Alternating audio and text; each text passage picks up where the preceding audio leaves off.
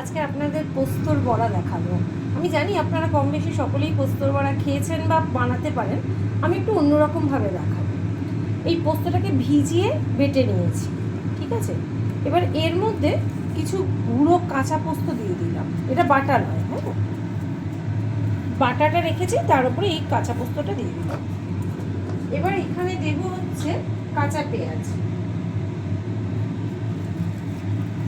আপনারা যেমন বানাবেন তেমন কাঁচা পেঁয়াজটা দেবেন। এবার দেবো হচ্ছে কাঁচা লঙ্কা,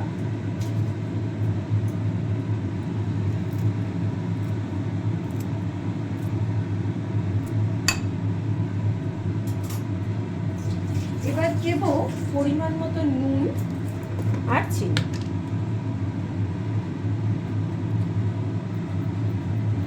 আপনারা যে যেমনটা বানাবেন তার উপরে পরিমাণ মতো নুন চিনিটা দিয়ে দেবেন।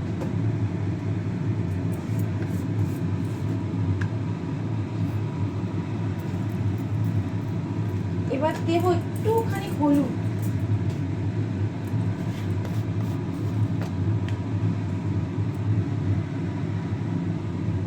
আর একটুখানি শুকনো লঙ্কার গুঁড়ো।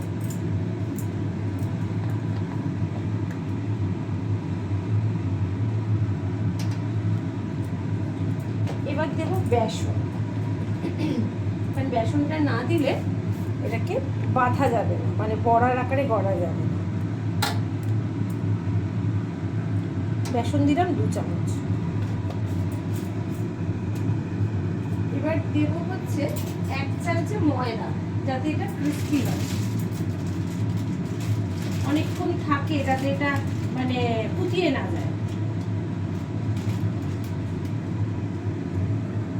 1 চামচে ময়দা। এবার এটাকে ভালো করে মেখে নেব। এবার কড়াইতে তেল দেব। তেলটা গরম হতে হতে ওটা আমাদের কিন্তু মাখা হয়ে যাবে। মেখে আমরা সাদা তেল দিলাম, কারণ পোস্তর তো একটা নিজস্ব গন্ধ আছে। সর্ষের তেল দিলে পরে গন্ধটা নষ্ট হয়ে যাবে। আমরা যখন কাঁচা সর্ষে পোস্ত খাই, তখন কিন্তু আমরা সর্ষের তেলটা দিই, কিন্তু আমরা সাদা তেলে এটা রান্না করব। তেলটা গরম হয়ে গেলে আমরা ওটার মধ্যে এই পোস্তটাকে দিয়ে দেবো।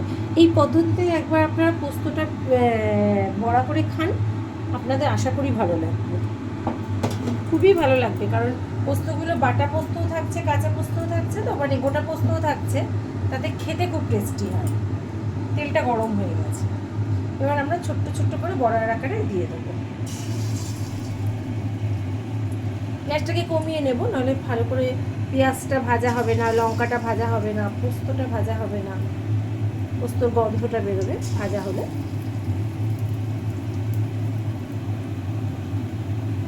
আপনারা কে কোথা থেকে দেখছেন আমাকে একটু জানাবেন, তাহলে তাদের আমি থ্যাংক ইউ বলতে পারবো। আর যারা চ্যানেলটা এখনো সাবস্ক্রাইব করেননি, আপনারা চ্যানেলটা, আপনাদের যদি ভালো লাগে তাহলে সাবস্ক্রাইব করে নেবেন। রান্না করতে কার কেমন লাগে, আদৌ ভালো লাগে কি না, ভালো না লাগলেও কিন্তু আলাদা টিপস আছে কিভাবে ভালো লাগানো যাবে, তাই না বন্ধুরা? আপনারা কিন্তু আমাকে অবশ্যই জানাবেন, তাহলে হয়তো আমি আপনাদের কিছুটা হলেও হেল্প করতে পারবো। অনেকেই আছেন যাদের রান্না করতে ভালো লাগে না, কিন্তু প্রয়োজনের তাগিদে আমাদের সকলকেই রান্না করতে হয়। সেই ভালো না লাগাটা কীভাবে ভালো লাগানো যায়, সেটারও কিন্তু একটা ভালো টিপস আছে। আমি আমার পরের ভিডিওতে সেই টিপসটা শেয়ার করব। একদিকটা হয়ে যাওয়াতে আরেক দিকটা আমি কিন্তু উল্টে দিলাম, ঠিক আছে, কারণ দুদিকটাই আমাকে ভাজতে হবে। এবং সিম করে কিন্তু ভাজছি, দেখুন গ্যাসটা কিন্তু সিম করা রয়েছে, নাহলে পেঁয়াজটা পোস্তটার ভালো ভাজা গন্ধ বেরোবে না। এই সিম করে কিন্তু যখন তুলবো তখন কিন্তু আবার গ্যাসটা বাড়িয়ে দেবো, নাহলে কিন্তু তেলটা ওর ভেতরে অ্যাবজর্ব করা থাকবে, আর তেল যদি বাড়িয়ে দিই তাহলে তেলটা ভেতর থেকে বেরিয়ে আসবে। ফুলুরিগুলো কিন্তু তৈরি হয়ে গেছে, লাল লাল হয়ে গেছে। আমরা এবার তেল থেকে কিন্তু বার করে নিচ্ছি। গ্যাসটা এখন বাড়িয়ে নিয়েছি, কারণ নইলে তেলটা ভেতরে থেকে যেত। আপনাদের কাছে যদি টিস্যু পেপার থাকে, আপনারা টিস্যু পেপারেও কিন্তু এটা নামাতে পারেন, তাই তেলটা আর যতটুকু তেল রইলো সেটুকুও কিন্তু ওর ভেতরে অ্যাবজর্ব করে যাবে।